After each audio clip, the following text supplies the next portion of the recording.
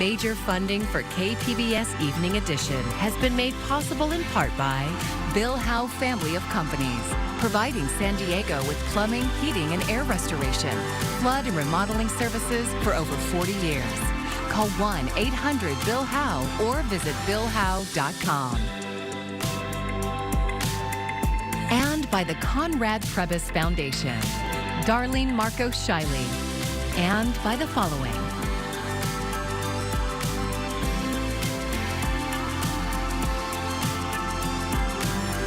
And by viewers like you. Thank you.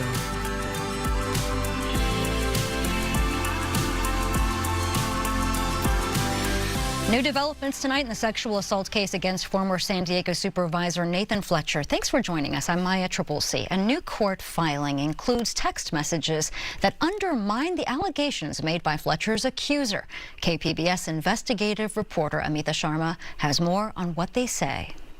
In March 2023, former Metropolitan Transit Authority employee Gracia Figueroa sued Fletcher, alleging sexual assault, harassment, and battery on 3 separate occasions in 2022.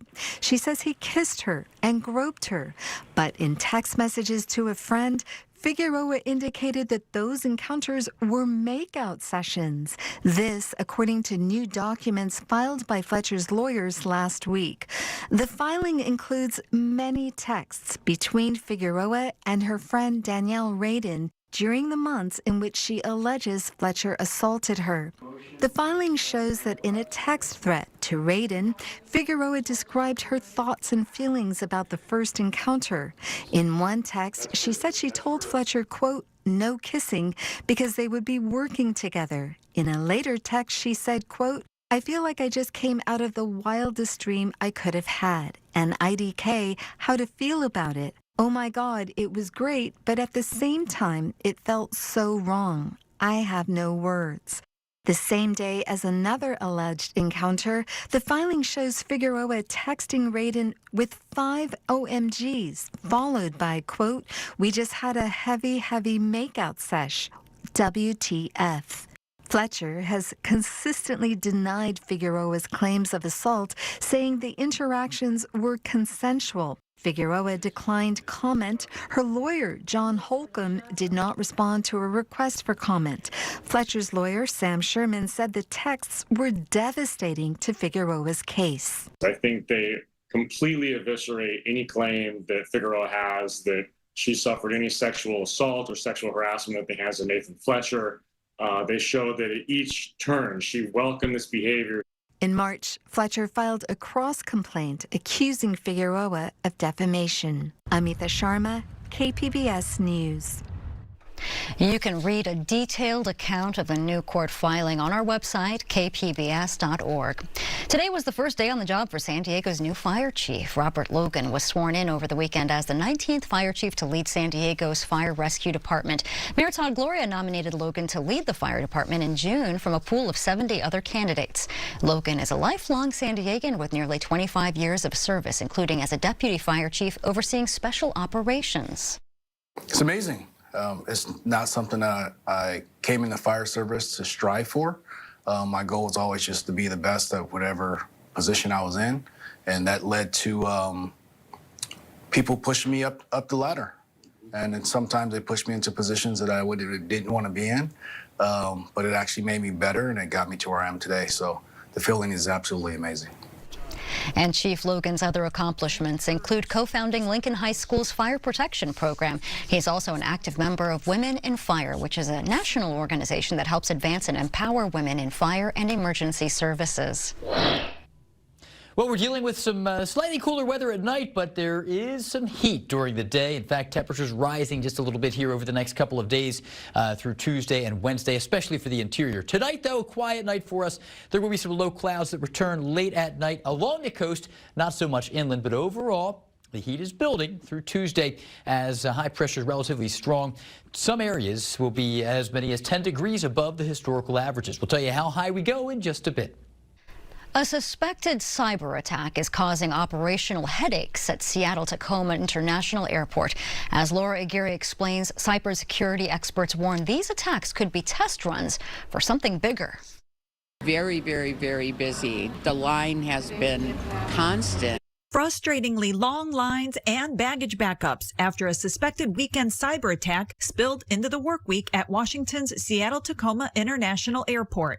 This has impacted internet access to some of the airport systems, including our ability to send and receive data, including email. Computer systems were disrupted Saturday morning at the Port of Seattle, which operates the airport. Many passengers looking for flight information on the SEA website were greeted by an error message Monday.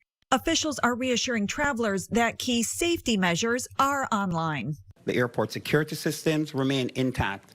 All screening measures remain in place. Still on the minds of many air travelers, last month's CrowdStrike meltdown. Their glitchy software update hobbled companies worldwide, including several U.S. air carriers. Airports are big prizes for hackers. Security experts warn these increasing attacks could be test runs. I think this is probably motivated by people trying to figure out whether they can attack our critical infrastructure. That's concerning at any time, but even more so during record summer travel. The TSA expects Labor Day crowds to beat last year's numbers by more than 8%. The danger right now is that we move on and we forget about this after everything's recovered. I'm Laura Aguirre for KPBS News. Parents at an Oceanside Unified Elementary School are raising safety concerns about construction happening on campus. KPBS North County reporter Alexander Wynn says they believe it's a hazard for their children. Things are quiet now at Poplar Talk School of the Arts in Oceanside. But this was the scene on the first day of school on August 15th. Construction equipment visible while students are lining up to head to class. Just an enormous amount of issues that first day of school. And last week, students were evacuated after the construction crew hit a power pole, causing a downed power line in the middle of campus. There's fire and smoke. The principal just went running. That cemented the decision for M. Callie to keep her son out of school. I just personally don't feel comfortable sending my child to school. The school has been under construction for the past 2 years for a modernization project expected to be completed in 2025. Callie says she won't feel comfortable sending her son back until she and other parents have a walkthrough with the person in charge of construction safety at the school. I'm in front of the school. As you can see, there's an exposed pipe. And over here, there's an exposed trench. And parents say these are the kinds of hazards that their children face every day at school during construction.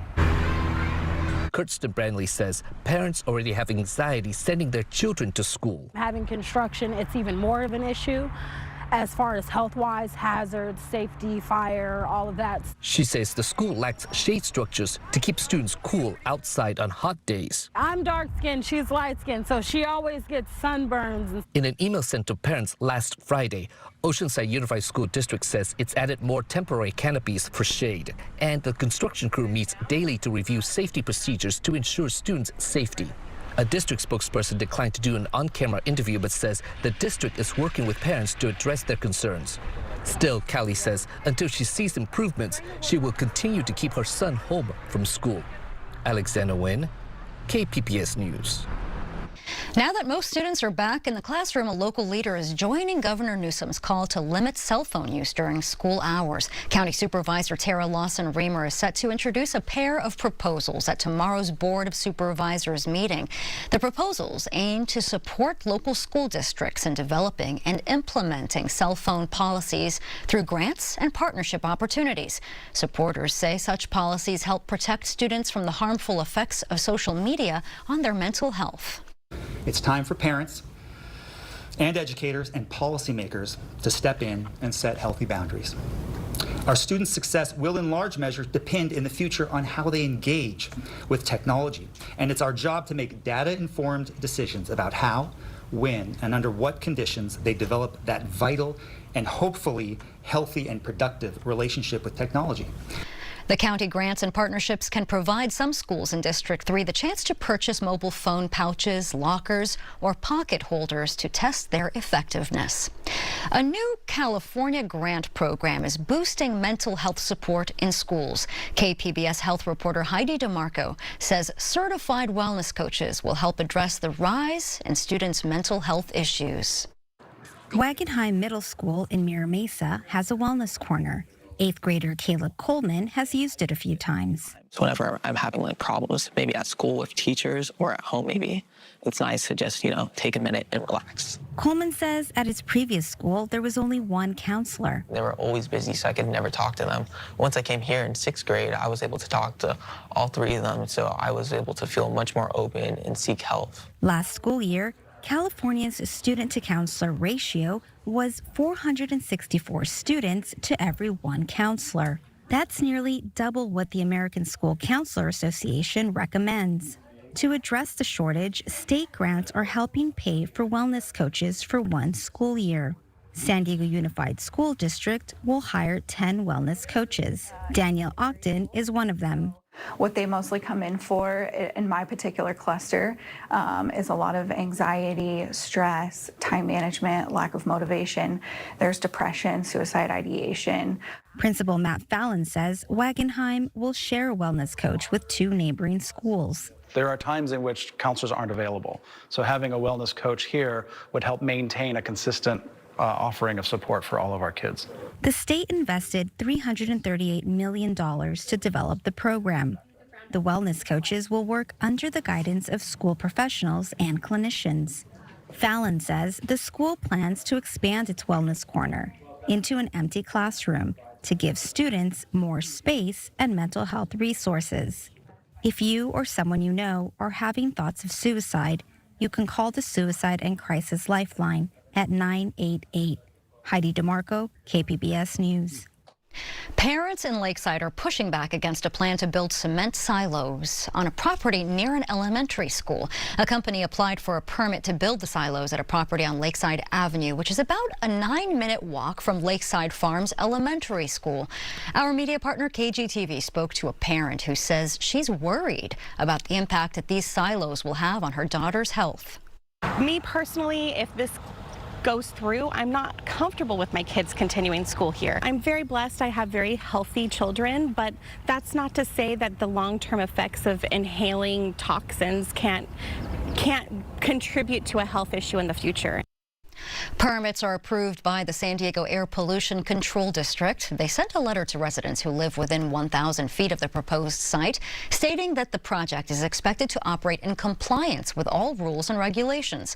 The Lakeside Union School District also sent a letter to the Air Pollution Control District asking whether a study was done on the possible health impacts to the community. As a summer wave of COVID-19 continues to hit the U.S., updated vaccines are hitting pharmacies and doctors' offices. The FDA signed off on the new shots last week. Lee Waldman spoke with a healthcare provider about why these updates are needed. As the variant gets further and further advanced and more evolved, we see, of course, the bigger opportunity for it to evade immune protection. The prevalent strain of COVID-19 in the U.S. is now KP.3.1.1, according to CDC data, and it's estimated to account for 37% of cases in the first 2 weeks of August. That's triple its level a month ago. Dr. Michael Osterholm, the director of the Center for Infectious Disease Research and Policy at the University of Minnesota, says we are in a surge. We've seen these surges occur. There have now been 10 of them.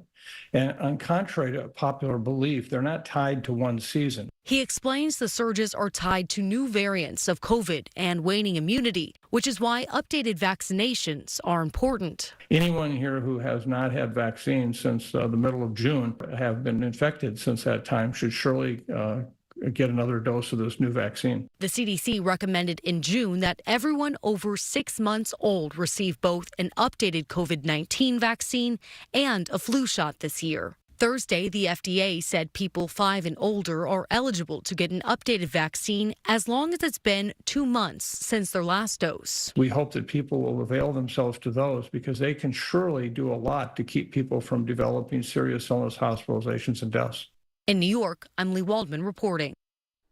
Meanwhile, a federal program to help combat the spread of COVID-19 is making a comeback. U.S. health officials announced the return of free tests at community sites like libraries, food banks, and long-term care facilities. The government will also reopen its covidtests.gov website in late September. Each household can order up to 4 free at-home tests, which will be delivered by mail. Veterans from all over the country are in San Diego this week for a series of adaptive sports events. It's all part of the VA's Summer Sports Clinic. KPBS military and veterans reporter Andrew Dyer caught up with them at a morning surf session.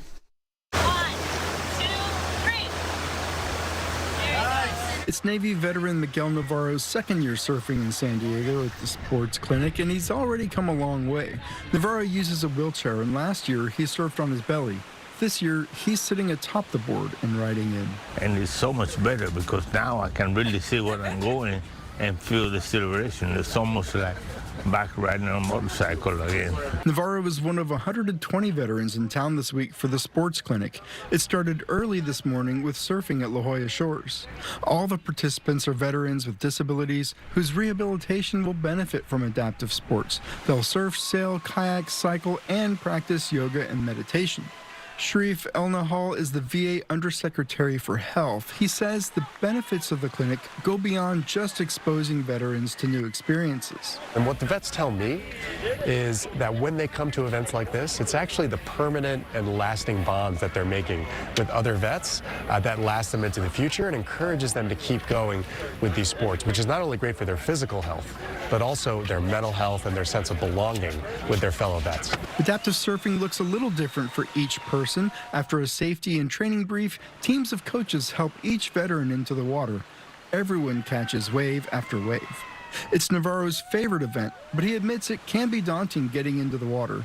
But that just makes the payoff more worthwhile. If you didn't feel a little nervous at first, there will probably be something wrong with you. It really makes you feel like you can still do a lot of things. It brings a lot of confidence back into you. The Summer Sports Clinic runs all week. Andrew Dyer, KPBS News. There's a new resource to fight wildfires in California. Governor Newsom's office says the state's first C-130 Hercules air tanker began flying missions today. It's one of 7 air tankers the state is retrofitting. They will be located at CAL FIRE bases throughout California. Each tanker can fly 800 miles and carry 4,000 gallons of fire retardant. Newsom's office says it's the fastest plane in the CAL FIRE fleet and can also cover the most distance.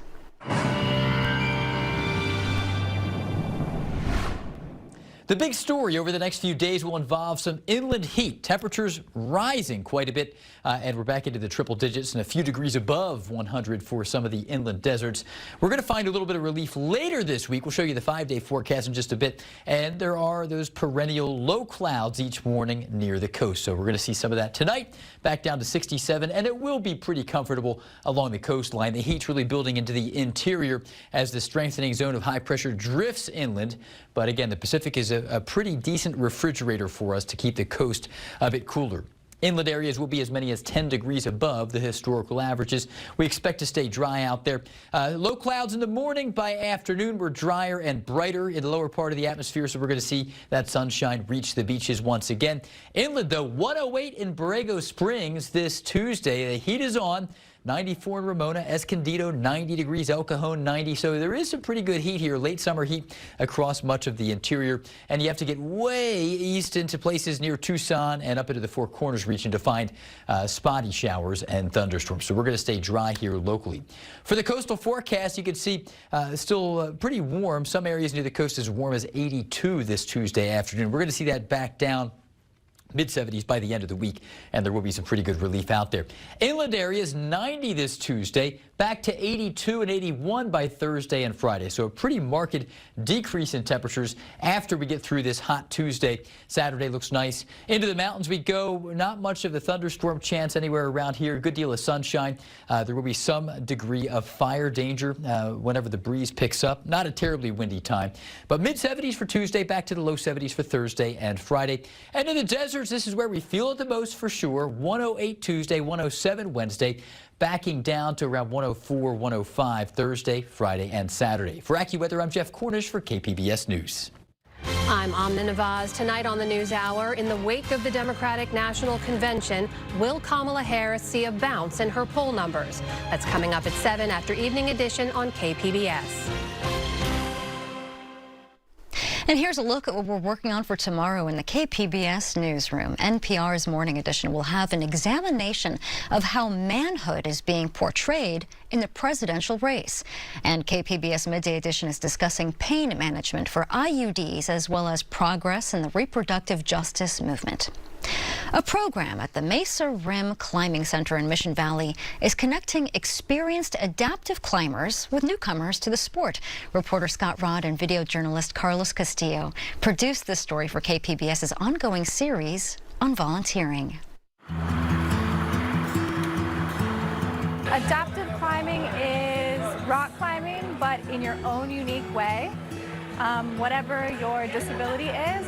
My name is Jillian Shea. I was born missing my left hand. It's called amniotic band syndrome. It's when the umbilical cord wraps around the limb in vitro and cuts the circulation off, so I was never born with a hand. I've been doing adaptive climbing now, I think, three and a half years. I'm an adaptive deadlifter, and I was in the adaptive CrossFit scene for a while, and so I was trying to continue to evolve. Found adaptive climbing and fell in love with it. We are in Mesa Rim Climbing Center. Around us is different climbing walls. Up here we have the more easier walls for people to try out first time they're climbing. All the different colors coordinate to the course that you're taking up the wall. The organization we're volunteering with is called Cliffhangers. Cliffhangers is a place for everybody and anybody that is adaptive to feel comfortable in a space and be able to try something new. We have people that are deaf, people that are paraplegic, people that are missing limbs, legs, arms, people that are blind, any disability, neurological as well. All disabilities are welcome. So when they first come, typically they're scared. They're not sure if they can do it, which is the best part because I think they all overcome that fear as soon as they climb their first wall. And then I think it's an addiction after that. I mean, most people that I know that have done it once don't just do it once, they do it multiple times. I'm gonna go find Abdul and catch him. Do you wanna do the purple one? Yeah, right next to it? Yeah. My name is Abdurrahman Ibn Asadullah. This is my second time climbing. I started last week, so. My amputation happened last year. I got into a off-roading accident in a side-by-side, a UTV, in Utah, like southern Utah. Basically just flipped the UTV, landed on my arm. About all I have left is the little part of the forearm right there. So a lot of my wrist and my whole hand is gone. When I walked in here, my first thoughts were definitely like, oh, I don't belong here. I was like, what the? I walked in and I was like, oh no. I was like, I feel like I'm, I guess, like not the right man to do this. As I see everybody climbing and stuff, and they're all like super slim and fit and just like scaling these walls, and they make it, a lot of the climbers make it look easy. So I definitely had a feeling like I didn't belong when I first walked through the doors, but that quickly faded. So the rope has an 8-loop on it. We're gonna go through the bottom part of your harness into the top part of your harness and pull, and then the carabiner is gonna go into the hole and into my harness. Then I'm gonna lock it in. So now I am locked and safe, so Abdul cannot fall. All right, whenever you're ready, go ahead and climb. Take your time. Perfect.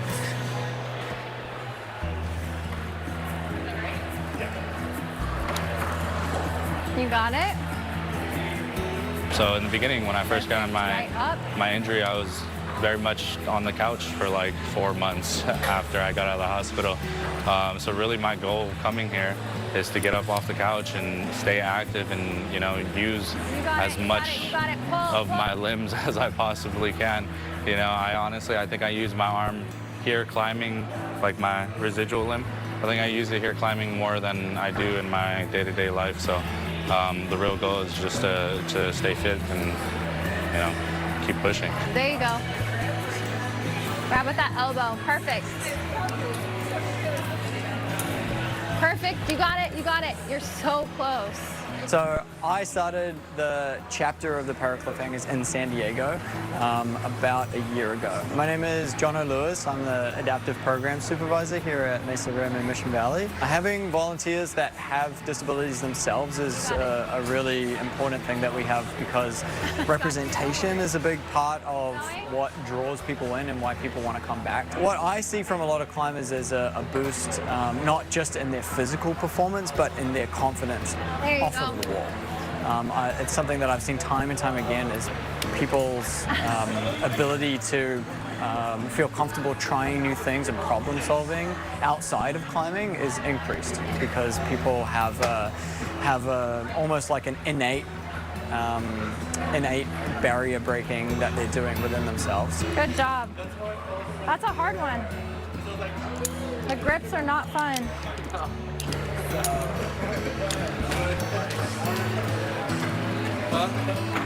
Are you gassed? I am gassed right now, yeah. Good job.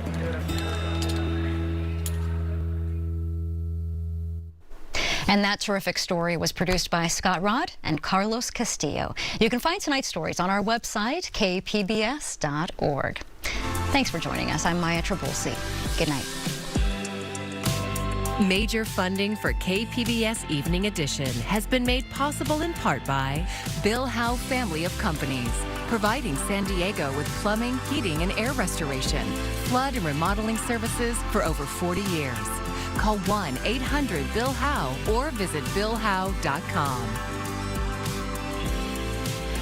And by the Conrad Prebys Foundation, Darlene Marco Shiley, and by the following: